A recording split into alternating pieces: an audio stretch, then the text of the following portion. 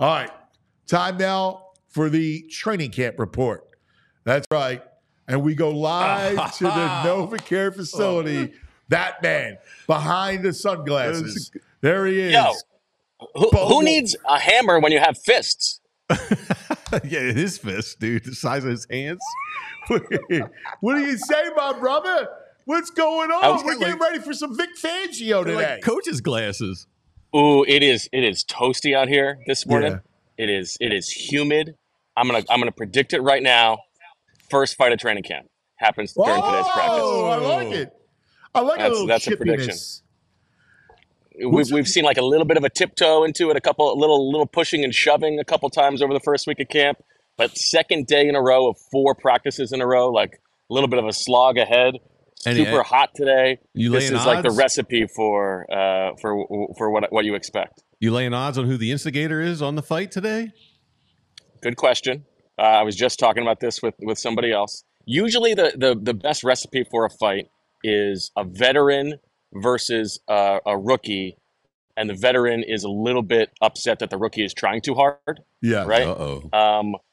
And you want to, it's most likely offensive line, defensive line, because those guys spend a lot of time going up against each other. My prediction that I just said is Nolan Smith against like Darian Kennard, something like that. Nolan Smith maybe pushing the edge a little bit. Nolan Smith get a little feisty, little fire. Yeah, throw some hammers. I remember John Runyon looking to get out of camp, looking to get cut practice short, starting a major brawl.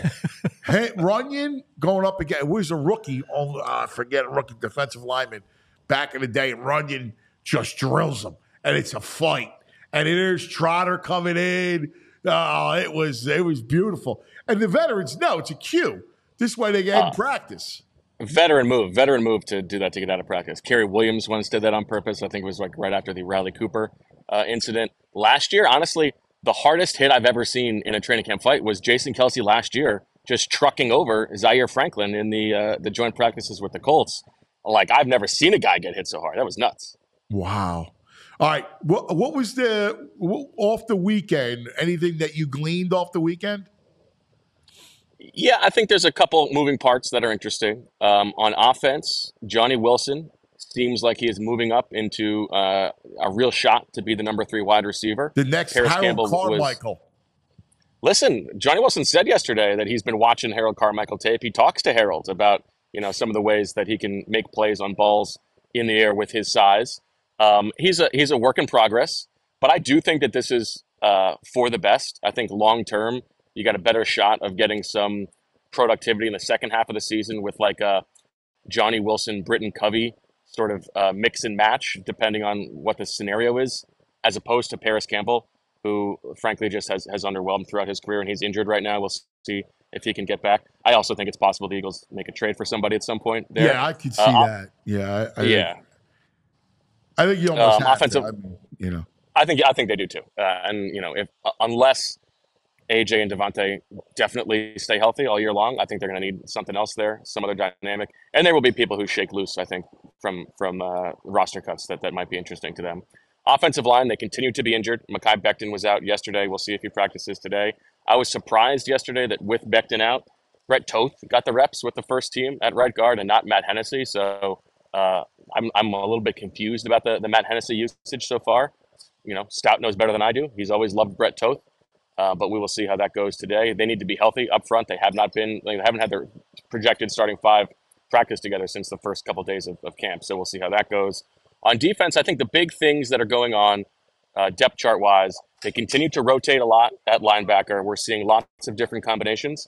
But the prediction that I made before camp started, that eventually by midseason, Jeremiah Trotter Jr. is going to be a starting linebacker for this team. Wow. He was getting a lot of first team reps yesterday. And wow. Just by my eyes, I know that he's a rookie and he's a little bit undersized, and I know that maybe he's a little bit slow. His instincts, to me, are the best of anybody that they have in that room right now, and I think that matters more than anything. Now, Nick Sirianni went out of his way to sort of gas up Zach Bond yesterday to talk about how much of a level of toughness that he brings. We know that Vic Fangio is a fan of Zach Bond.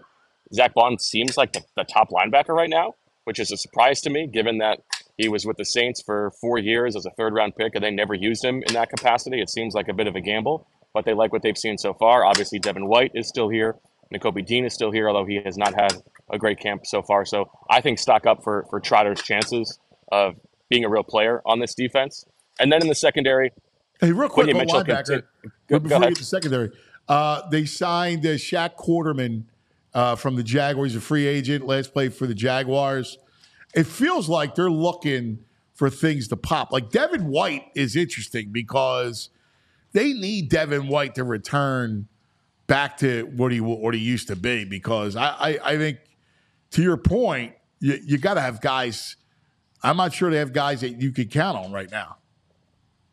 Yeah, now Quarterman is a guy who was with them in the as a tryout player in the spring, even though he's a veteran, which is kind of like what Perry Nickerson was for them. Yeah. And so I don't think the expectations are super high for Quarterman. If they really liked him, they would have signed him earlier. I think he's here to compete for a job. But as for Devin White, I mean, it would be great if they got the early career version of Devin White. He's not really being paid to be that level of player. You know, it's like $4 million. I think they would be pleasantly surprised if he's anything approaching that. So far, it is not as if he has been just installed as like the day one, always on the field 3-down linebacker. Maybe that's just Fangio looking for the best fits and rotating guys together. He actually spends a lot of time with Trotter, so I think that's maybe a long-term connection to look at. But there's no doubt he's the most experienced guy. I think we just got to see it on the field, given how up and down he was last year. Yeah, I'm just a little concerned about the linebackers.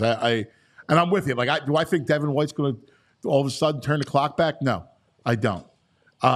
Would you say that's how many years in a row would you say you've now been concerned about the Eagles linebackers? Oh, yeah, going back to Jeremiah Trotter second right? time. It's like is it a year that starts in 2? You're concerned that we're all concerned about the Eagles linebackers. I know it's unbelievable that it's going on this long.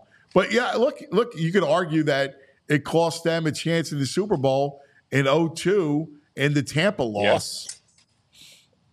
Yeah, and the one thing I will say about it this time is, you know, in the past 5 years, they've used 2 third-round picks on linebackers, which is not like a terrible level of investment. They've just seemed to miss on those players. You know, Davion Taylor, they knew was a project, didn't work out. And Nakobe Dean has underperformed his draft status so far. I don't know if that is it's a scouting thing, if it is a player development thing, but so far they have not done a great job bringing those guys along. Before I interrupted you, you were about to hit the secondary. Yeah, Quinyon Mitchell still is working a lot with the starters at nickel. Isaiah Rodgers and Keely Ringo continue to rotate reps all the time as the second outside cornerback opposite Darius Slay. But I think Quinyon Mitchell's involvement in the slot is probably big picture, the bigger story. The fact that they are so eager to get him on the field, and he's looking good. It's not like they're just this is a gift for the first round pick. He's looking good in the slot. He and AJ Brown have had some good one-on-one back and forths.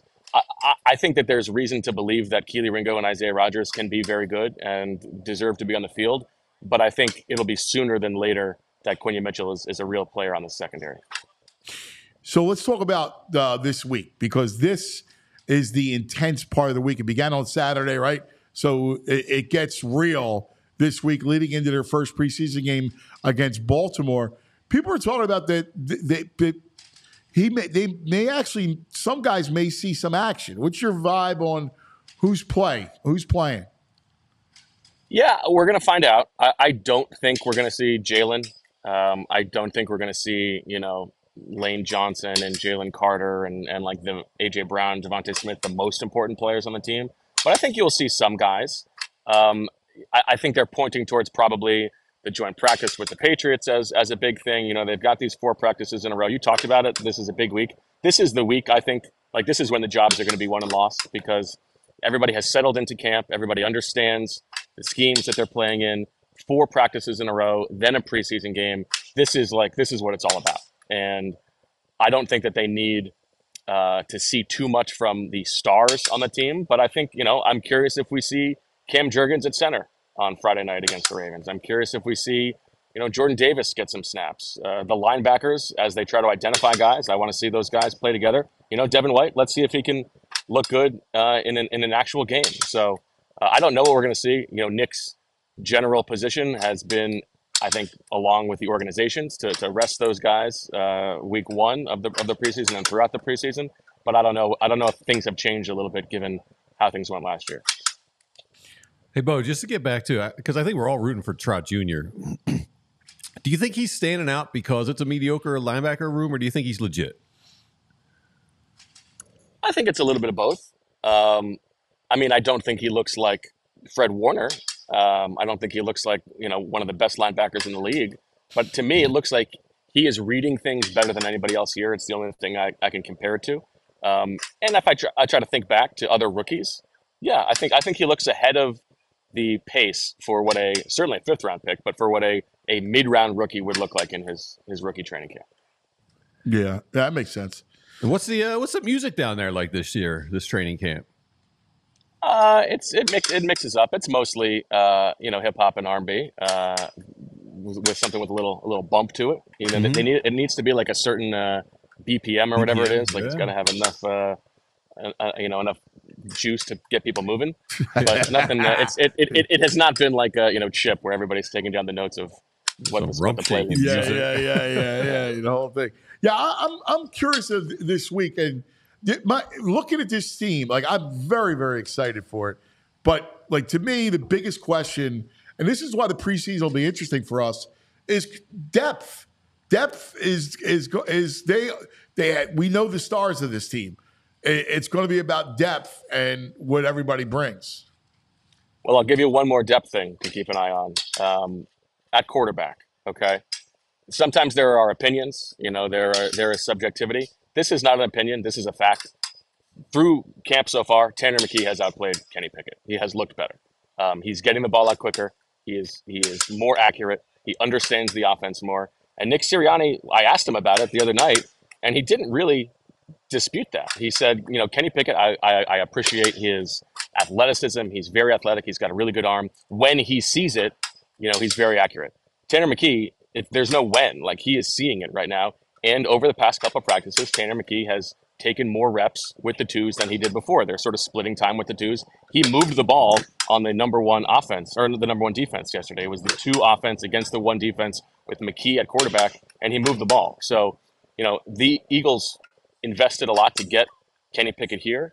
I think they appreciate how cost controlled he is over the next two seasons as a solid backup. Maybe he is the kind of guy who is better in games. He's a little bit more of a gamer, but so far, Tanner McKee has been better, and I think if this keeps going, then maybe we're going to have a real conversation about who the number two quarterback is. Yeah, something tells me he's going to look good in the preseason. I like Tanner McKee. He delivers a nice ball. He's got a strong arm.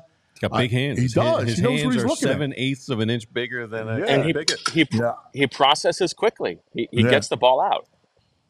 How's that last thing? How was Jalen's weekend? Jalen was good. He had a big night Thursday night at the Link. He looked awesome. That was great, and the crowd was all behind it. Yesterday, he was good. He had a nice long completion to Devontae Smith, and then a touchdown in the red zone to A.J. Brown, which might have been offensive pass interference, but wasn't called. So Jalen continues to look good. All right, good. All right, Bo, great stuff. I know you got Vic going on today, right? What do you want me to ask Vic? You're going to ask him about pressures and what his philosophy is when it comes to pressures. I'm curious because we know that it's not. You know how we are in Philadelphia about pressures and blitzes, and he's not one. They got a blitz, that's going to go overboard. But does he? What kind of exotic pressures? What's his belief with when to use pressures? Right, that's the real story. And the Gannon thing was less about you got a blitz and more about the passivity that they showed at times, especially when it was third and very, very long, and you lost a lot of field position. Well, I'll tell you what. Yesterday it was notable how many times we saw linebackers being sent on blitzes, and maybe I'm going to ask him about how Devin White said something in the spring about how you have to sort of prove to Fangio that you can get home as a blitzer before he's willing to trust you as a blitzer. So I think that this is a period of Fangio sort of testing these guys out to see what kind of moves they have when they do get sent. Yeah, and I like using my blitzing my D-backs too. I'm a big. That's a Spags thing. I don't know that he Jim does Johnson Spags. Yeah, absolutely. I know. Anyway, great, Bo. You're awesome. I love the fact that you get the field, man. Yeah. I can't. Certain times I'm looking past the sunglasses in the back of you. There you go. We got football. We all silly like the mayor.